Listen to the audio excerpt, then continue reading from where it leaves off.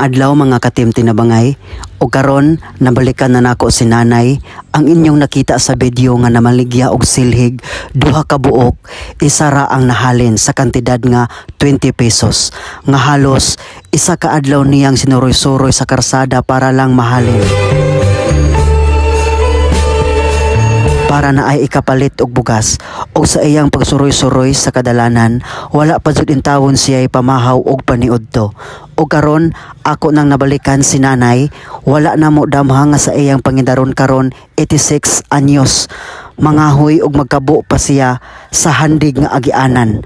Og salamat kaayo sa mga tawo nga mi-share sa ilang blessings para ni Nanay Anita. Ang Ginoo ray magsukli sa inyong kaayo. Sa mga gusto pa mo share og blessings para ni Nanay, pwede ka mo PM kanako. Thank you and God bless. Og dako kayo na akong pagpasalamat sa Ginoo nga nag-celebrate ko sa akong birthday karon nga naanaw sa tay laing taong natabangan karon. Mayong adlaw mga katimti na bangay.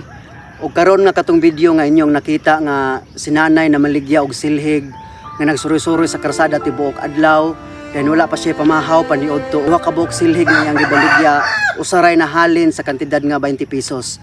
O karon mga katimti na bangay, dako kayong pagpasalamat nako sa mga tawo nga mi-share og blessings para ipaabot ato ni nanay. Daghan kayong salamat ninyo, ang Ginoo nay magbalos sa inyo ang kamaayo. Thank you o God bless kanunay. Salamat sa naghatag nako. Ngunang akong giingon, dako kong pasalamat mo ng itawa.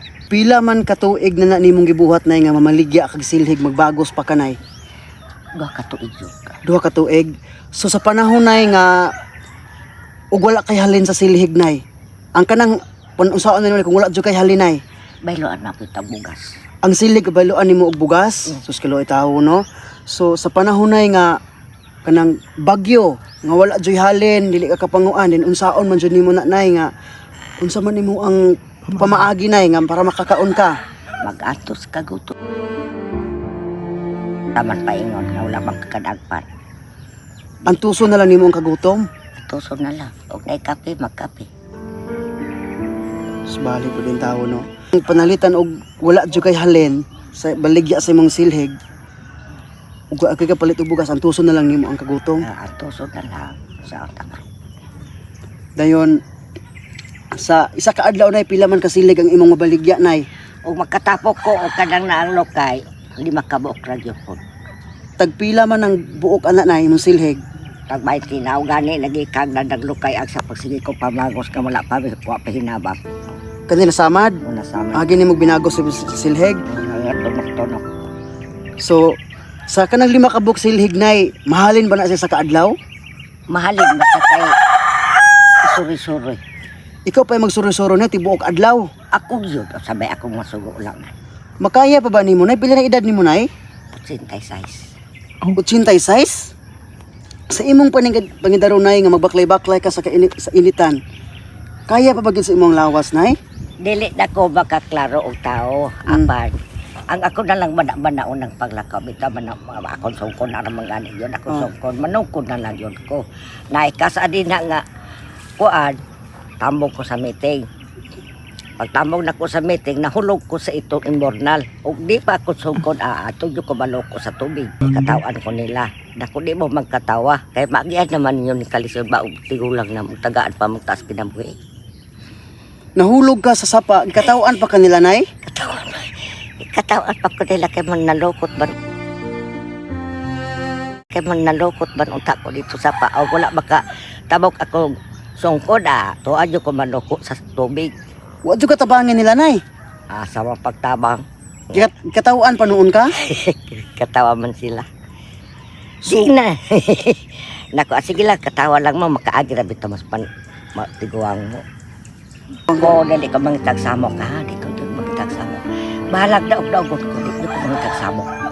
Yung sa man nimo to pagbakwi na nga nahulog ka sa sapa. Ako suko na katabok man. Ugo katabok sa kuan, tabok ang suko dako, tuwan yung ko manukot sa tubig.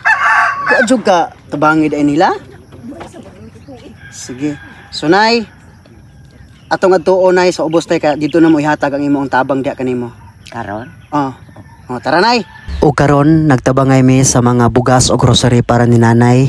Og salamat kayo ninyo ma'am sir sa inyo ang pagtabang nga naabot mi diri sa balay nilang nanay tungod ninyo.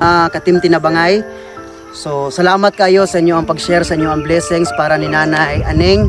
So kaning tanan dili gini mo success kung dili pinaagi kaninyo. So ani ana ang bugas, 4 kasako, din mga grocery kring nasa karton. Dayon napoy itlog akong gihatag ni Nanay. So salamat kaayo kung dili pinaagi ninyo sa inyo ang tabang, dili kanimo success. Nay, kaninay, lantawa nay. Kaninay bugas o kani nga grocery. Gatas kape na ma. Kanita nanay para ninimo nay. Amo ning hatag diha kanimo. Ayaw gihat nay kaganda. Unsa may kasulti nimo nay sa mga tawo nga mihatag nimo og tab. Og dili pa lang kana nay para mapalit nimo ang imo ang gusto. Masuroy-suroy ka og asa manggali ka maabot. Ani pa koy gamayng cash ihatag diha kanimo nay. Ana imong kamot nay. 1 2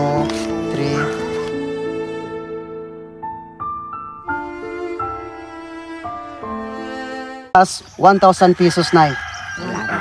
Manginaot ko nay nga imong makatabang diha kanimo nay. Salamat itaon, napasalamat ko nga nay nagkatabang nako. Salamat ninyo itaon nga nagluoy mo nako, nagtagaan ko yung tabang. Kina, sunay, ayaw na kita gool, okay. Kaya huwag mag-alala, ipikit ang iyong mata, tana. Pahinga muna, ako nang